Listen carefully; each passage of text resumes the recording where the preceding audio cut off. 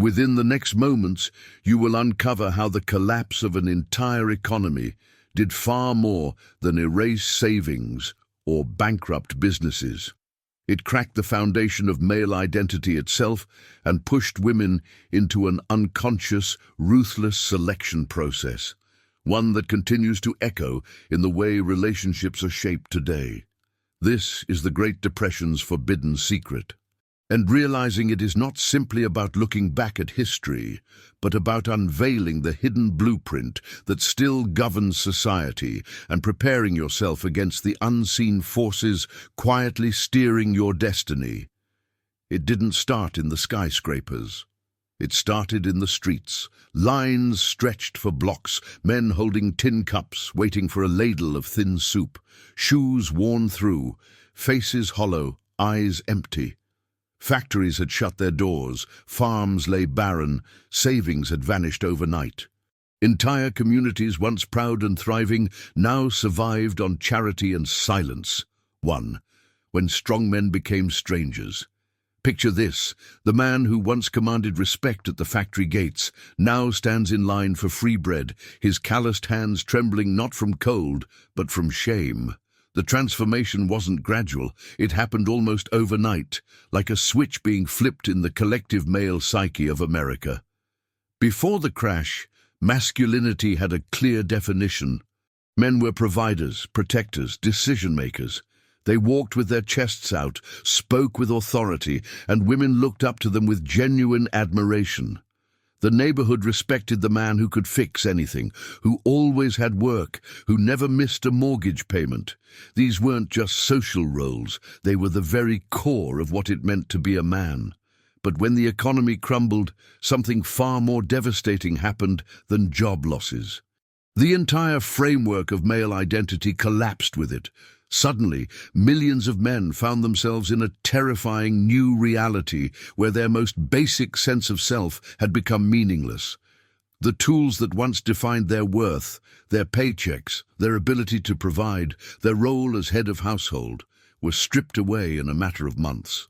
The psychological impact was crushing. Men who had never questioned their place in the world suddenly felt invisible. They would sit for hours in silence, staring at walls, unable to process what had happened to them. The confident stride became a shuffle, the firm handshake became limp, the decisive voice became uncertain whispers. Women watched this transformation with a mixture of sympathy and growing unease. The men they had married, dated, or admired were becoming shadows of themselves. Some retreated entirely, disappearing into themselves like wounded animals. Others became angry, lashing out at a world that had betrayed them. But the most disturbing change was in those who simply gave up, accepting defeat as if it were inevitable. What women witnessed wasn't just unemployment, it was the death of masculine confidence itself. The man who used to fix the leaky roof now sat helplessly as rain dripped into buckets scattered around the house. The husband who once made all the financial decisions now looked to his wife with lost eyes, asking what they should do next. The father who used to lift his children high above his head now barely had the energy to play with them. This wasn't about money anymore. This was about something far more primal and essential. The men had lost their sense of purpose, their reason for existing. They had been defined by what they could do, what they could provide, what they could accomplish. When those things vanished, so did they. The streets told the story. Groups of men would gather on corners, not talking, just standing there like ghosts of their former selves. The energy was gone. The spark that made them magnetic to women, that made them leaders in their communities, that made them feel alive, it had been extinguished. But here's where the story gets interesting, and where women began to reveal something profound about human nature. Instead of simply feeling sorry for these broken men, something deeper started happening in the female psyche. An ancient mechanism kicked in, one that had nothing to do with sympathy or social conditioning. Women began to separate the men into two distinct categories, those who were drowning and those who were learning to swim in the new reality. It wasn't a conscious decision, it was instinctive, primal, and absolutely ruthless. The criteria that had worked for thousands of years, physical strength, financial success, social status, suddenly became irrelevant. New qualities began to matter, qualities that revealed something much more fundamental about a man's character. The transformation was so complete that many men never recovered their old identity. They spent the rest of their lives feeling like strangers in their own bodies, displaced persons in a world that no longer recognized their value. But those who adapted, who found new ways to define themselves, who discovered inner resources they never knew existed, these men would discover that women were watching them with entirely new eyes. 2. The silent test. Every woman started using. Something remarkable began happening in living rooms, kitchens, and front porches across America. Women developed an invisible screening system that was more precise than any job interview, more revealing than any background check.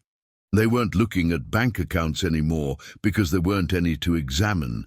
Instead, they were watching for something far more telling. The test had no name, no official rules, and most women weren't even conscious they were administering it. But it was happening everywhere, all the time, with devastating accuracy. It was a test of core character that revealed who a man really was when everything external was stripped away. Women would watch how a man carried himself when he thought nobody was looking. Did he slump in defeat, or did he maintain his posture even in private moments?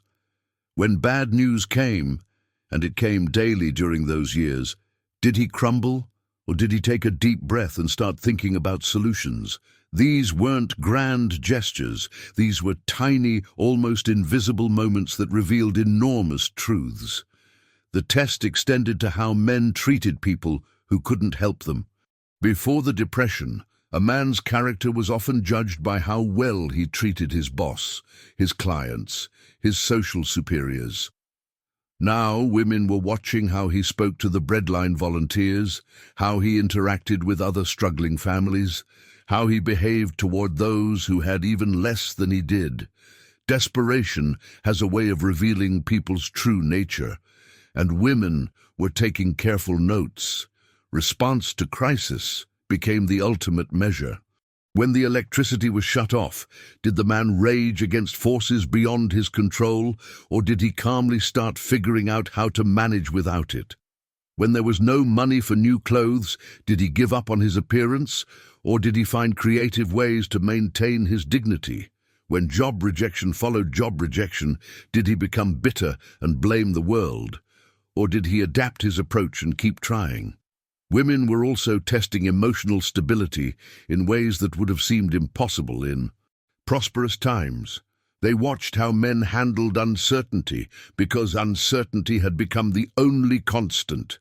A man who needed absolute control and clear answers was useless in a world where nothing could be predicted or controlled. But a man who could function calmly in chaos, who could make reasonable decisions without complete information, who could provide emotional strength even when he didn't feel strong, this man passed the test. The most crucial part of the test involved hope versus despair. Women could sense, almost instantly, whether a man still believed in the possibility of a better future or whether he had given up entirely. This wasn't about false optimism or denial of reality.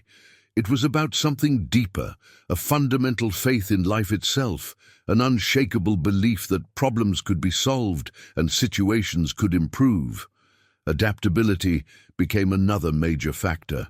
The men who kept insisting that things should go back to the way they were, who spent their energy fighting against the new reality instead of learning to navigate it, failed the test completely. But men who could look at their changed circumstances and find new opportunities, new ways to contribute, new sources of meaning, these men caught women's attention immediately. Women were also evaluating something that had never mattered much before: emotional intelligence.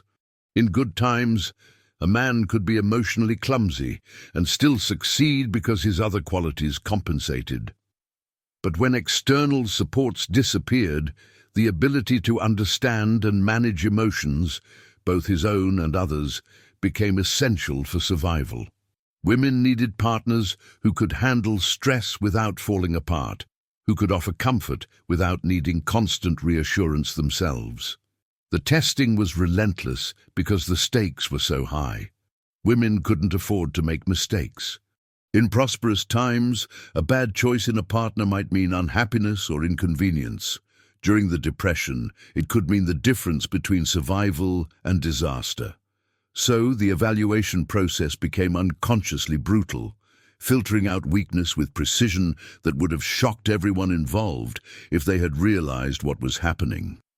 Most powerfully, women were testing for something that couldn't be faked or performed: authentic inner strength.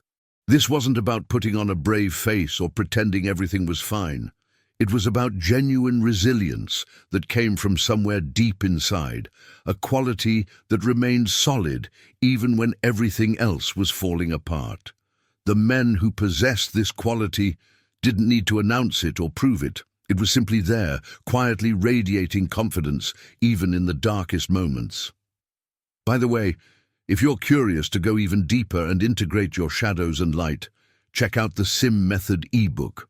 It's a concise guide that can help you unlock your inner power in just 5 minutes a day. The link is in the first pinned comment below. 3. Why pretty faces lost their power. The ballrooms fell silent first. Then the fancy restaurants emptied. The places where beautiful people had once gathered to see and be seen became ghostly reminders of a world that no longer existed. But something far more significant was happening than the end of high society parties. The entire economy of physical attraction was being rewritten from the ground up. Before the crash, beauty had been currency. A handsome face could open doors, charm employers, and win hearts with relatively little effort. Women swooned over men with perfect jawlines and confident smiles. The tall, dark, and handsome stereotype wasn't just a preference. It was a guarantee of success in love and life. Physical attractiveness had been a shortcut to everything that mattered. But when survival became the primary concern, surface appeal suddenly seemed frivolous, even dangerous. A pretty face couldn't put food on the table. A charming smile couldn't keep the lights on. Those perfectly styled looks that had once guaranteed attention now seemed like evidence of misplaced priorities. Women began to see handsome men differently, and what they saw often disappointed them. The pretty boys of the previous decade found themselves completely unprepared for hardship. They had relied so heavily on their looks that they had never developed other skills, other qualities, other depths. When their usual tactics stopped working, they had nothing to fall back on. Many became bitter, angry that their natural advantages had been rendered worthless by circumstances beyond their control. Women watched these men crumble and learned something profound about the difference between surface attraction and deeper appeal. The men who had coasted on their looks often revealed themselves to be shallow, weak, or completely unprepared for real challenges. Their beauty became a liability, a sign that they had never been tested, never been forced to develop character or resilience. Physical weakness, previously hidden by good tailoring and confident postures, became impossible to conceal. The soft hands that had once seemed elegant now looked useless. The pale skin that had suggested a life of leisure now seemed like evidence of inexperience with real work. Features that had been considered refined began to look fragile, unsuited for the harsh realities everyone was facing. But the most damaging revelation was emotional fragility disguised as charm. Many of the most attractive men had never learned to handle rejection, failure, or disappointment because their looks had protected them from these experiences. When life finally hit them with real problems, they fell apart in ways that shocked everyone, including themselves. The confident smile became a nervous grimace. The smooth talk became desperate pleading. Women discovered that they were no longer impressed by men who had been given everything by genetics.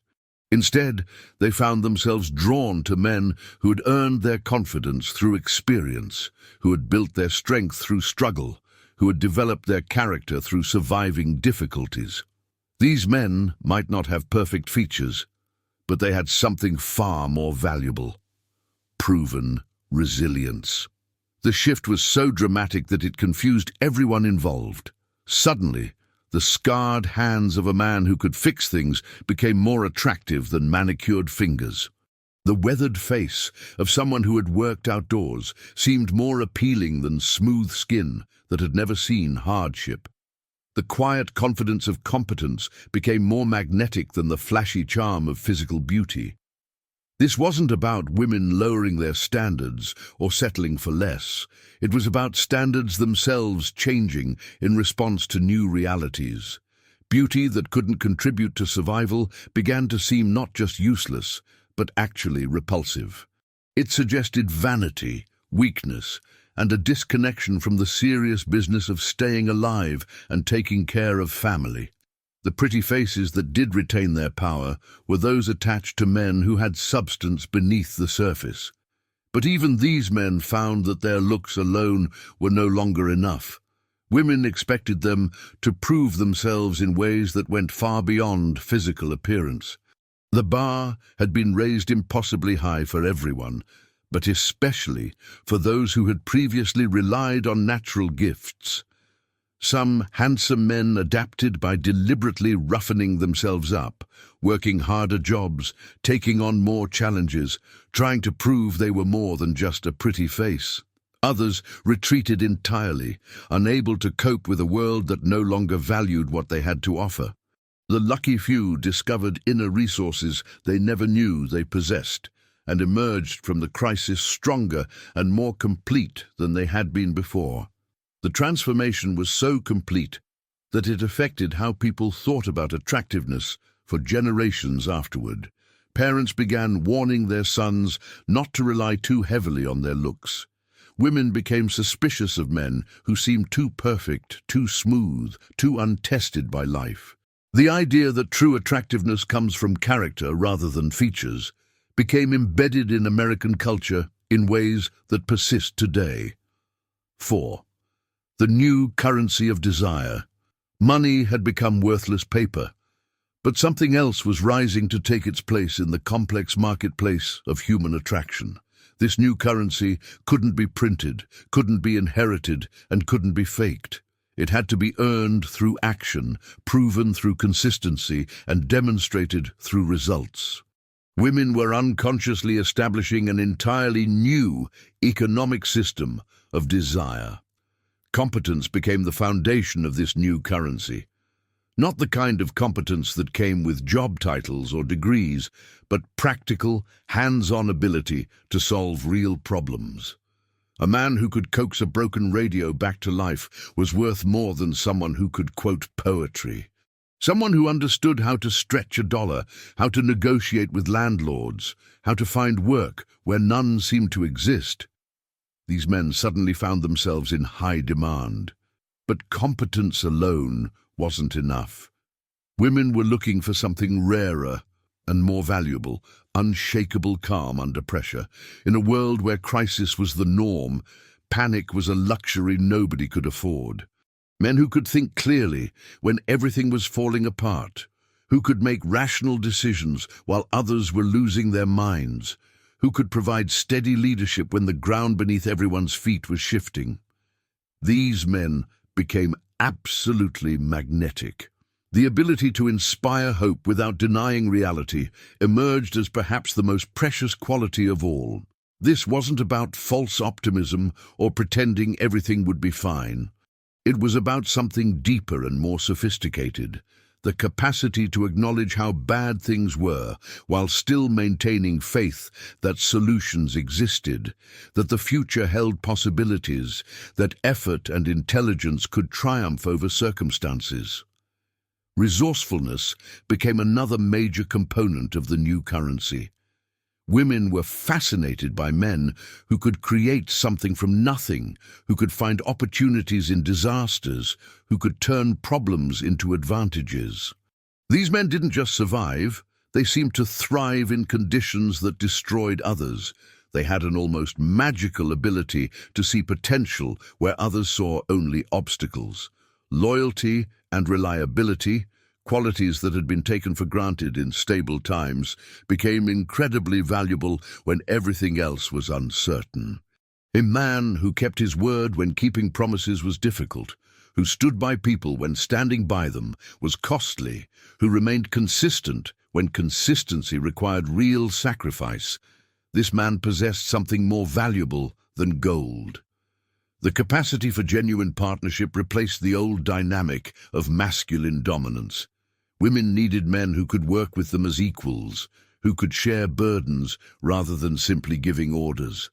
The old model of the strong, silent provider was useless when providing required creativity, flexibility, and cooperation. Men who could collaborate, who could listen, who could adapt their approach based on input from others. These men had access to opportunities that rigid traditionalists missed entirely. Emotional stability without emotional numbness became another crucial element. Women needed men who could feel deeply without falling apart, who could be vulnerable without being weak, who could offer comfort while still maintaining their own strength. The old stereotype of masculine stoicism was inadequate for times that required both toughness and tenderness. Intelligence, but not the kind measured by schools or tests, rose to new importance. Street smarts, common sense, the ability to read people and situations accurately, the wisdom to know when to fight and when to retreat, these forms of intelligence proved far more valuable than book learning. Women were drawn to men who could navigate complexity, who could understand the unspoken rules of their new reality. Perhaps most importantly, women began valuing men who could maintain their dignity without their pride. Dignity meant continuing to respect yourself and others regardless of circumstances. Pride, on the other hand, meant clinging to old identities and expectations that no longer served anyone. Men who could be humble about their situation while remaining confident in their worth, who could accept help without feeling diminished, who could adapt without losing their core sense of self.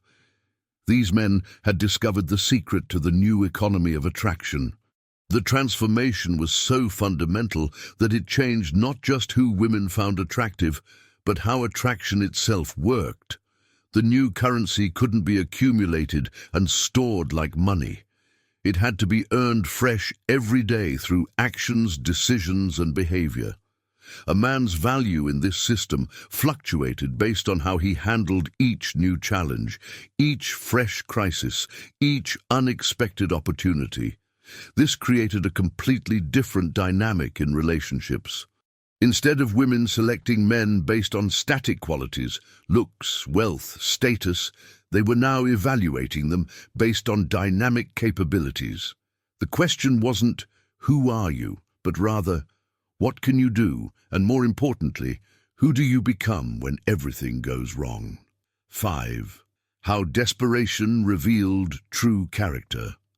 When a man has nothing left to lose, you discover who he really is.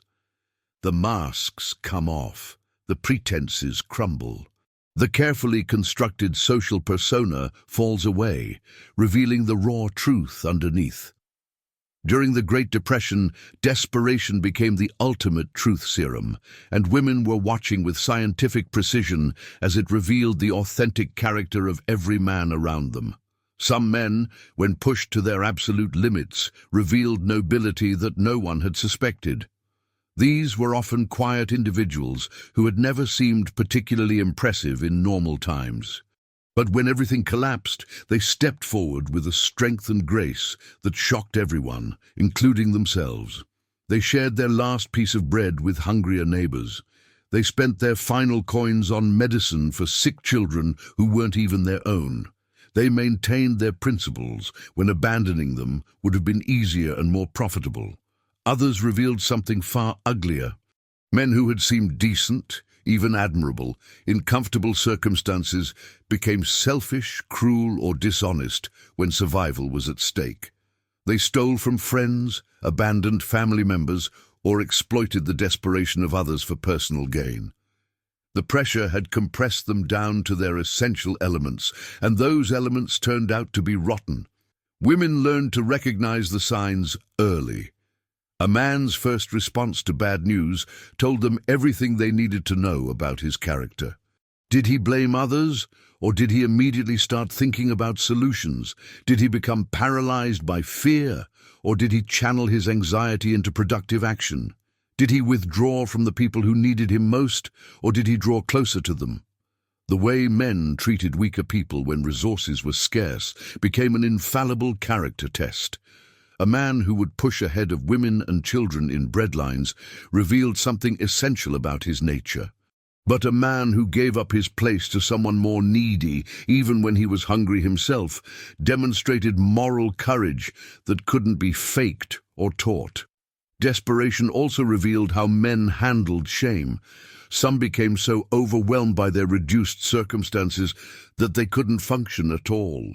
They were so focused on what they had lost that they couldn't see what they still had or what might still be possible. These men became dangerous to themselves and everyone around them, consumed by bitterness and self-pity. But other men found ways to transform their shame into motivation. They used their pain as fuel, their humiliation as education, their losses as inspiration to rebuild something better. These men didn't deny their circumstances or pretend they weren't struggling. Instead, they faced their reality directly and began working to change it, one small step at a time. The response to help from others became another crucial indicator. Some men were so proud they would rather starve than accept assistance, even from people who cared about them. Their pride was more important to them than their survival or the well-being of their families. Women learned to avoid these men because their stubbornness made them unreliable partners in crisis. Other men could accept help gracefully, understanding that survival sometimes required setting aside ego. They could receive assistance without feeling diminished, and more importantly, they remembered kindness and returned it when they were able. These men understood that independence and interdependence weren't opposites, but rather different tools for different circumstances. Desperation revealed how men treated women when traditional gender roles no longer worked. Some became angry and abusive when they could no longer fulfill their expected role as provider and protector. They took out their frustration on the women in their lives as if female submission could somehow restore their lost masculine identity. These men became dangerous, using violence to compensate for their feelings of powerlessness. But other men discovered that partnership was actually more effective than dominance. When they couldn't provide everything themselves, they learned to work with women as teammates, rather than trying to control them as subordinates. These men found that collaboration multiplied their effectiveness, and that shared burdens were easier to bear than solitary struggles. The capacity for growth under pressure became perhaps the most revealing trait of all. Some men were broken by their circumstances and never recovered. They remained stuck in bitterness, replaying their losses, unable to adapt or move forward. But others used their suffering as a catalyst for development, emerging from the crisis stronger, wiser, and more capable than they had been before. Women intuitively understood that they were witnessing something unprecedented, an entire generation of men being tested beyond anything their fathers or grandfathers had experienced. The men who emerged from this testing stronger and more noble were the ones worth building a future with. Those who were revealed to be weak, selfish, or cruel were to be avoided at all costs. This wasn't about judging men for having human flaws or struggling with difficult circumstances. Everyone was struggling. This was about recognizing the difference between men who struggled while maintaining their humanity and those who used their struggles as an excuse to abandon their principles. Desperation had sorted them into categories that would define the rest of their lives. 6. The survival skills that became seduction. The old rules of seduction had died with the stock market. Sweet talk, couldn't compete with practical ability. Expensive gifts were impossible when there was no money for necessities. The entire playbook of romance had become obsolete overnight, but something fascinating was happening in its place. The skills men needed to survive were becoming the very things that made them irresistible to women. A man who could grow food in a tiny backyard garden found himself surrounded by admirers. This wasn't just about the vegetables themselves, though fresh food was precious. It was about what the garden represented. Foresight, patience, the ability to nurture life even in difficult circumstances.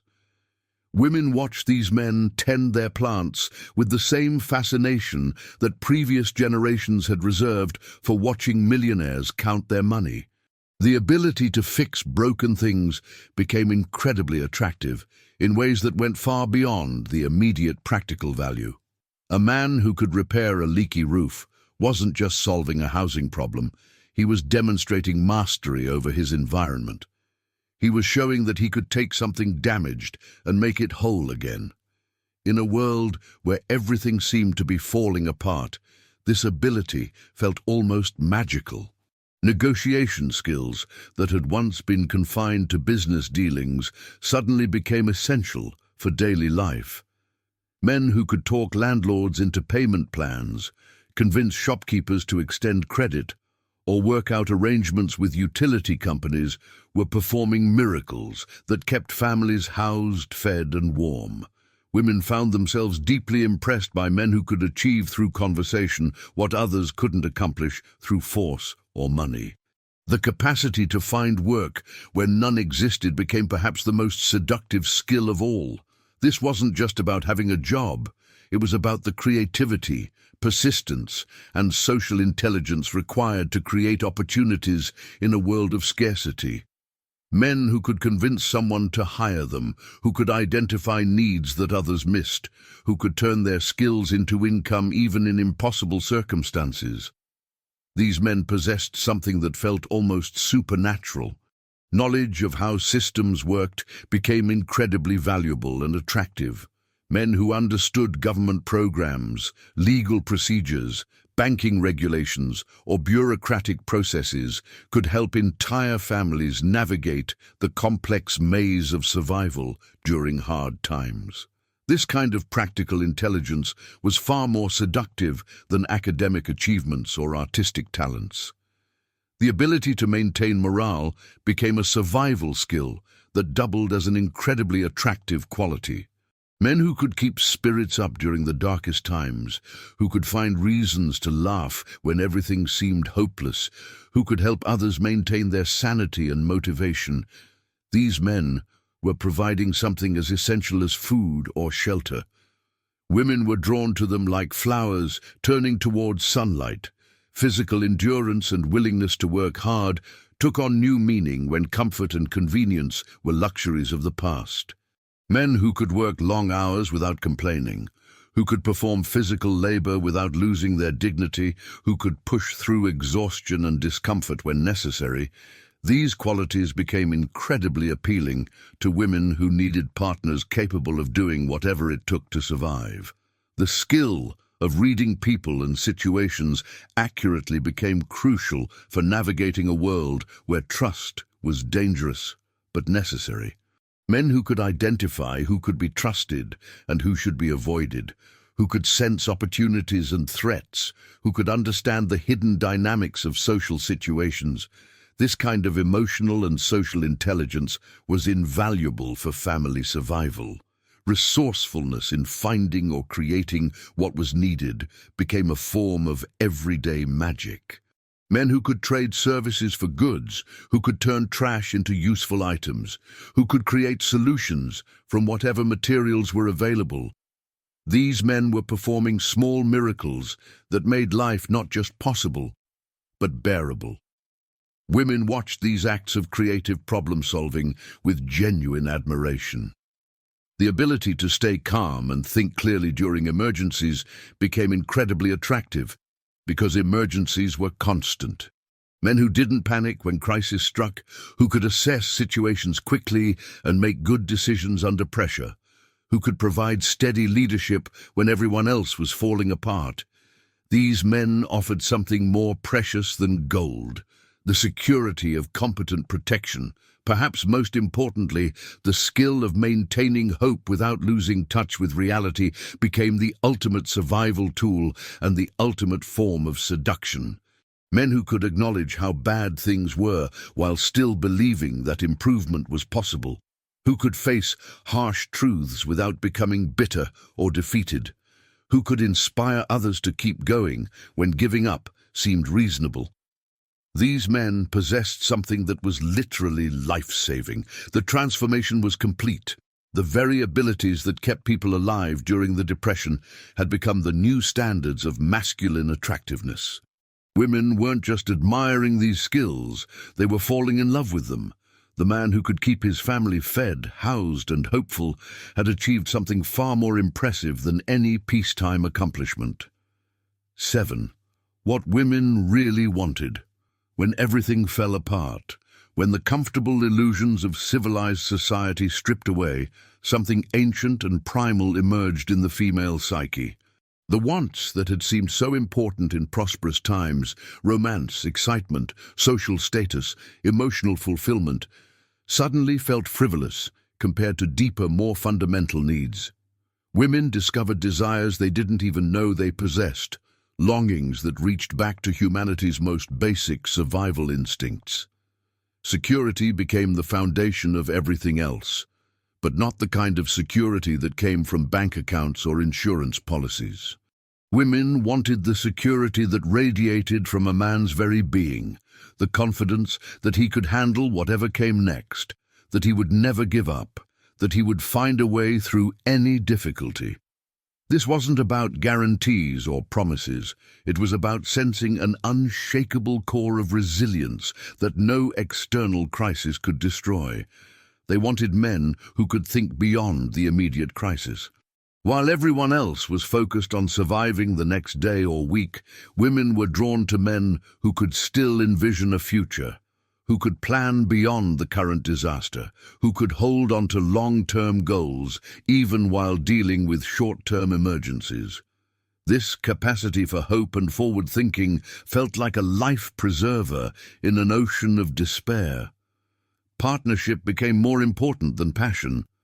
Women realized they needed teammates more than romantic heroes.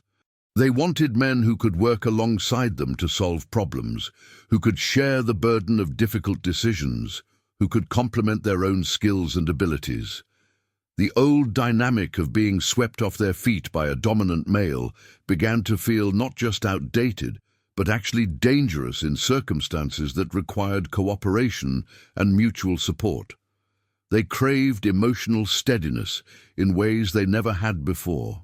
In a world of constant uncertainty and upheaval, women found themselves desperately attracted to men who provided psychological stability, not emotional numbness or detachment, but rather a deep calm that could absorb the chaos around it without being destroyed. These men became human shelters in the storm of circumstance.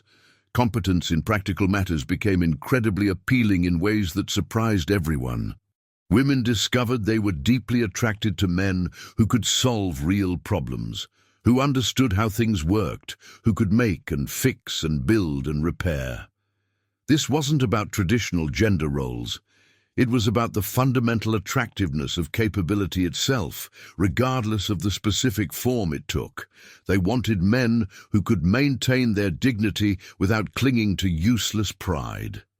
This was a delicate balance that many men failed to achieve. Women needed partners who wouldn't be crushed by reduced circumstances, but also wouldn't become so arrogant or stubborn that they couldn't adapt to new realities. The ability to bend without breaking became incredibly attractive. Generosity of spirit, even in times of scarcity, revealed something essential about character that women found irresistible. Men who could still think of others when they had little for themselves, who could share what they had without resentment, who could maintain their humanity even when circumstances encouraged selfishness. These men possessed a richness that had nothing to do with money. Women wanted men who could find meaning and purpose, even when traditional sources of meaning had disappeared. Men who could create value and significance from whatever materials were available, who could maintain their sense of identity even when their old roles no longer existed, who could contribute something worthwhile to the world, even in the darkest of times. They were drawn to men who could learn and adapt quickly. The world was changing so fast that yesterday's knowledge was often useless today. Women needed partners who could acquire new skills, understand new situations, and develop new strategies as circumstances demanded.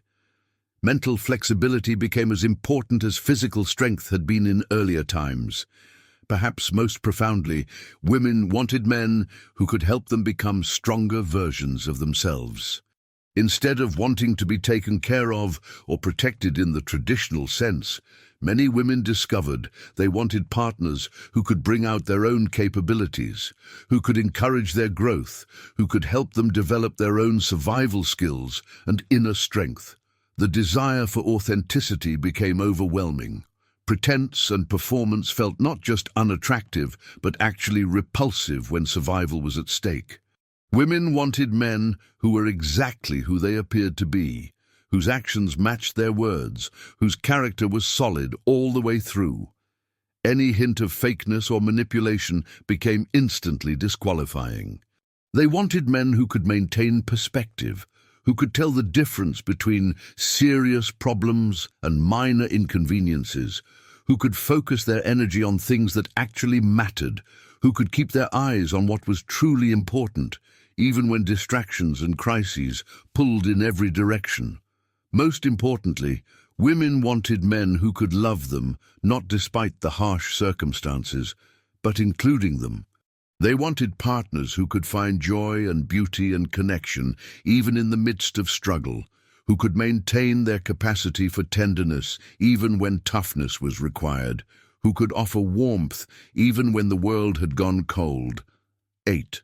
The blueprint that never went away. The Great Depression ended, but its lessons carved themselves so deeply into the American psyche that they never truly disappeared.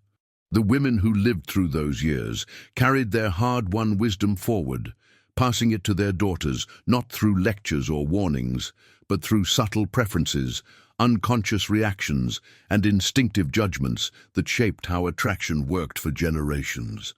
These women had learned to see through surface appearances in ways that previous generations never had to.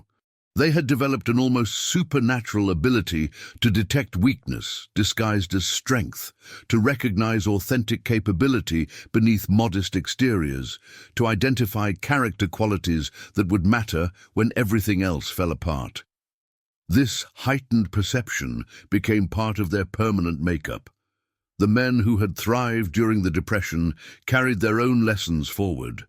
They had discovered that true masculine power came not from dominance or control, but from competence, resilience, and the ability to create value even in the worst circumstances.